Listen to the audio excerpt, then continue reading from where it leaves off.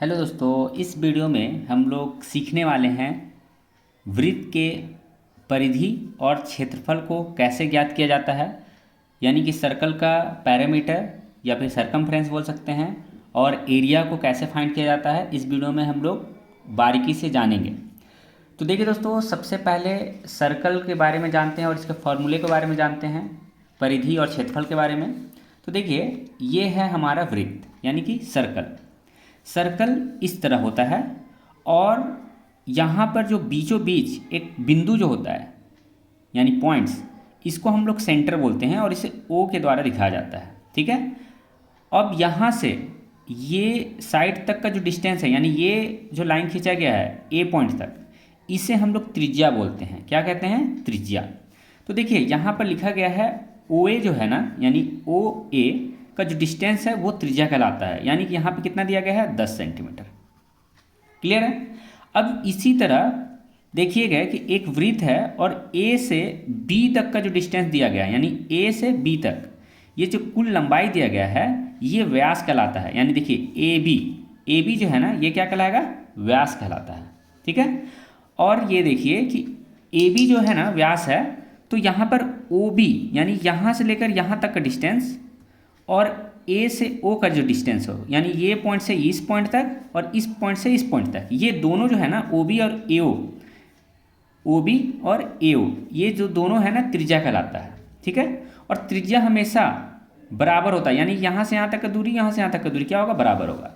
और O B और ए ओ जो है, यानी ओ बी और ए ओ, ये दोनों है ना ए बी का आधा है।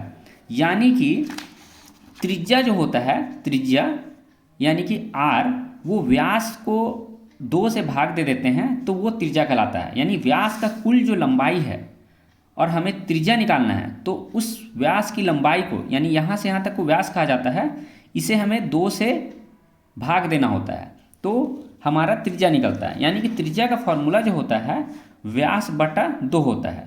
और देख सकते हैं, यदि आपको व्यास निकालना है और त्रिज्या दिया गया है, तो 2 को यदि हम त्रिज्या से गुणा कर देते हैं, 2 को त्रिज्या से गुणा कर देते हैं तो हमारा व्यास निकलता है। व्यास को डी से द्वारा दिखाया जाता है यानी डायमीटर, और त्रिज्या को आर के द्वारा दिखाया जाता है। क्लियर है। अब देखेंगे यहाँ पर छोटा सा बात है कि व्यास हमारा दिया है 20 सेंटीमीटर, मीटर कुछ भी दे सकता है। तो व्यास हमारा 20 दिया है, यानी कि यहाँ से लेकर यहाँ तक डिस्टेंस को व्यास कहा जाता है, वो 20 दिया हुआ है। हमें त्रिज्या निकालना है यदि, तो त्रिज्या का फॉर्मूला होता है व्यास बटा 2। तो यानी कि हम व्यास के जगह पे 20 लिख देते हैं और 2 से इसे डिवाइड कर देते हैं, भाग दे देते हैं, तो हमारा 10 निकल गया। यानी कि त्रिज्या कितना निकल गया? 10। व्यास 20 था, त्रिज्या उसका आधा हो जाएगा 10। यानी व्यास यहाँ 21 है तो त्रिज्या क्या हो सकता है? 21 बटा 2। यदि मीटर में है तो मीटर में आएगा, सेंटीमीटर में है तो सेंटीमीटर में आएगा। अब चलिए इसका फॉर्मूले पे चलते हैं। तो यहाँ पर देख सकते हैं जो वृत्त का परिधि का जो फॉर्मूला होता है, परिधि किसे कहते हैं इसे भी जानते हैं। देखिए, परिधि का मतलब क्या होता है? यदि हम यहाँ से इस पॉइंट से शुरू करते हैं लंबाई को और यहाँ से किनारे किनारे इसी पॉइंट तक पहुँच जाते हैं, तो यहाँ से जब शुरू हुआ तो ये पूरा जो लाइन है इस पॉइंट तक आ गया, ये हमारा परिधि कहलाता है या परिमाप भी बोल सकते हैं। ठीक है। और क्षेत्रफल किसे कहते हैं? तो क्षेत्रफल यानी कि कोई भी वृत्त है उसके अंदर का जो भी एरिया है, यानी ये सब भाग अंदर का जितना बड़ा एरिया है, ये भाग को हम लोग क्षेत्रफल बोलते हैं। ठीक है। अब देखिए, वृत्त का जो परिधि का फॉर्मूला होता है वो होता है 2πr। 2πr होता है वृत्त का परिधि का फॉर्मूला। पाई जो होता है ना, इसका वैल्यू होता है 22/7। कभी कभी यदि हम 7 को यदि 22 से भाग दे देंगे तो 3.14 आएगा। कभी कभी हमें क्वेश्चन में 3.14 को भी रखने के लिए कहा जाता है कि पाई की जगह 3.14 से गुना कीजिए। लेकिन यहाँ वृत्त का परिधि जो होता है 2πr होता है और हमेशा 22/7 को यूज़ करना है जब तक 3.14 रखने के लिए ना कहा जाए, यानी गुना करने के लिए ना कहा जाए तब तक। तो वृत्त का क्षेत्रफल के बारे में बात करते हैं। तो वृत्त का क्षेत्रफल का फॉर्मूला होता है πr²। इसको पाई बोलते हैं, πr², ये वृत्त का क्षेत्रफल होता है। क्लियर। अब चलिए इस तरह के कुछ क्वेश्चन को सॉल्व करते हैं। देखिए, सबसे पहले यहाँ पर क्वेश्चन क्या दिया गया है समझिए। वृत्त का त्रिज्या दिया गया है, वृत्त की त्रिज्या 7 सेंटीमीटर दिया गया है। तो जब भी आपको क्वेश्चन में बोला जाए त्रिज्या 7 सेंटीमीटर दिया है तो हम यहाँ पे आर लिख सकते हैं, यानी आर मतलब त्रिज्या होता है 7 सेंटीमीटर। क्लियर। अब बोल रहा है परिधि और तथा क्षेत्रफल ज्ञात करिए। तो देखिए परिधि और क्षेत्रफल निकालेंगे तो यहाँ पर आप देख सकते हैं कि वृत्त का जो परिधि का फॉर्मूला होता है वो होता है 2πr, यानी कि ये जो सर्कल है सेंटर से, यानी ये सेंटर से ओ मान लिए और यहाँ तक का दूरी हमें कितना निकला है 7 सेंटीमीटर दिया है, 7 सेंटीमीटर। क्लियर है। और हमें परिधि बोल रहा है, यानी कि इसका कुल लंबाई को निकालिए, इस पॉइंट से शुरू होगा इस पॉइंट तक का जो कुल लंबाई होगा उसे ज्ञात करना है। तो देखिए 2 के जगह पे हम 2 रखेंगे, गुणा देंगे, पाई के जगह पे 22/7 रखेंगे। क्लियर है। और आर के जगह पर ये आर कितना दिया गया है हमारा 7, तो यहाँ हम 7 लिख देते हैं। क्लियर है। अब देखिए ये कटेगा क्या, तो देखिए ये 7 नीचे और ऊपर कट गया एक बार में, 7 एकम 7, 7 एकम 7। अब ऊपर क्या बचा, 2 बचा और 22 बचा है, और 22 को 1 से गुना करेंगे 22 होगा। अब इसे आपस में गुणा कर लेते हैं, 2 को 22 से गुणा करेंगे तो 44 आ जाता है। तो इस तरह हमारा वृत्त का जो परिधि है 44 सेंटीमीटर निकल गया, ये हमारा आंसर हो गया। क्लियर है। अब देखिए नेक्स्ट क्वेश्चन जो हमें बोल रहा था क्षेत्रफल निकालने के लिए, तो क्षेत्रफल के क्या फार्मूला होता है, तो क्षेत्रफल का जो फार्मूला होता है ये होता है πr²। वृत्त का क्षेत्रफल का फार्मूला πr²। पाई की जगह पर 22/7 रखेंगे और आर के जगह पे यहाँ पर क्या था 7 था ना, आर के जगह पे 7, तो यहाँ 7 लिखेंगे, ब्रैकेट देंगे, स्क्वायर है स्क्वायर देंगे, यानी कि हम यहाँ पे लिख सकते हैं 22/7 और यहाँ पे 7 का स्क्वायर है, यानी कि 7 को हम 2 बार लिख सकते हैं। अब इसे देखिए कैंसिल करेंगे, काटेंगे, 7 एकम 7, 7 एकम 7 कट गया। अब हमारा क्या बचा यहाँ पे बचा हमारा 22 और 7 बचा, इसे आपस में गुना कर लेंगे तो 7 दूनी 14 हासिल 1, 7 दूनी 14 और 1 15, यानी कि 154 सेंटीमीटर स्क्वायर हमारा आंसर आएगा।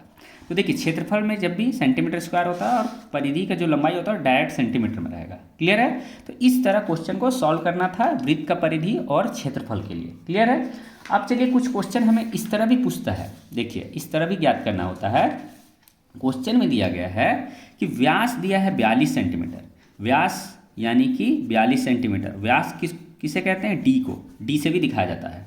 तो डी कितना दिया हमारा 42 सेंटीमीटर, यानी कि यदि एक वृत्त है तो यहाँ से ए और इस पॉइंट को बी बोलेंगे, बीच सेंटर का नाम ओ रखते हैं, तो यहाँ से इस पॉइंट तक का जो डिस्टेंस है वो हमें दिया है 42 सेंटीमीटर। क्लियर है। अब देखिए अब वृत्त का हमें क्या बोल रहा है निकालने के लिए, परिधि और क्षेत्रफल। तो परिधि का फॉर्मूला क्या होता है 2πr होता है। यदि हम यहाँ पर 2 के जगह पे लिखेंगे 2 के जगह पे लिखेंगे 2, पाई का जगह हमारा 22/7 होगा और आर के जगह हमारा कोई भी वैल्यू नहीं रख सकते हैं क्योंकि यहाँ पे आर हमें नहीं दिया है। तो आर यानी कि त्रिज्या बराबर हम लोग जानते हैं कि व्यास को 2 से डिवाइड करते हैं तो हमारा त्रिज्या निकल जाता है। तो त्रिज्या का फॉर्मूला हम लोग जानते हैं कि व्यास को 2 से भाग देंगे, यानी कि आर बराबर जो होगा वो व्यास का मतलब डी 42 दिया है उसको 2 से भाग दे देते हैं तो 21 बार में कट जाएगा, 2 1 दूनी 4, 2 1 2, तो यानी हमारा 21 सेंटीमीटर निकला। यानी हाफ जो डिस्टेंस निकला वो 21 सेंटीमीटर निकला और हम आर के जगह पे यहाँ पे 21 लिख देंगे, ये आर 21 निकला लिख देंगे, काट देते हैं 7 या 21। अब इसको आपस में गुना कर लेते हैं तो देखिए क्या होगा, ये 3 को 22 से गुना करेंगे तो 66 होगा और ये 2 है यहाँ पर रह जाएगा। क्लियर है। अब इसे आपस में गुना कर लेते हैं तो 6 दूनी 12 हासिल 1, 6 दूनी 12 और 1 13, 132 सेंटीमीटर हमारा आंसर निकलेगा वृत्त का क्या, परिधि। क्लियर है। इसी तरह यदि इसका क्षेत्रफल बोला जाए निकालने के लिए तो हम क्या करेंगे, क्षेत्रफल के लिए हम लोग यही करेंगे 22/7 लिखेंगे और आर का वैल्यू हमारा 21 निकला था तो हमें यहाँ 21 लिखना है और स्क्वायर देना है। स्क्वायर का मतलब क्या होता है, हम लोग जानते हैं कि यदि स्क्वायर लिखा है यानी मुंडी पे 2 लिखा है आर के ऊपर में तो यानी इसको 2 बार लिखा जाएगा। ठीक है, 3 लिखा रहता तो 3 बार लिखा जाता, लेकिन यहाँ पे πr स्क्वायर होता है इसी के लिए स्क्वायर का मतलब 2 बार लिखेंगे। काट देते हैं इसको, 7 या 21। अब आपस में से गुणा कर लेते हैं तो 22 हो जाएगा, ये 22 को ऐसे उतार दे, 21 को 3 से गुना करेंगे 3 और ये 3 दूनी 6, 63 हो जाएगा। ये आपस में अब हम लोग इसको गुणा कर लेते हैं यहाँ पर, तो बहुत ही इजी है, 63 है और यहाँ पे 22 गुणा करते हैं, 3 दूनी 6, 6 दूनी 12, ठीक है, यानी कि 1386 सेंटीमीटर स्क्वायर हमारा आ जाता है। क्लियर है? तो इस तरह हम वृत्त का परिधि और क्षेत्रफल निकाल सकते हैं। तो आपको ये वीडियो में समझ आया है तो वीडियो को ज़रूर लाइक कर दीजिए, क्योंकि बहुत मेहनत लगता है एक वीडियो बनाने में, और इस तरह के और भी वीडियो सिखाऊंगा मैथ्स का। तो मिलते हैं इसी तरह के और भी इन्फॉर्मेटिव वीडियो में। Thanks for watching.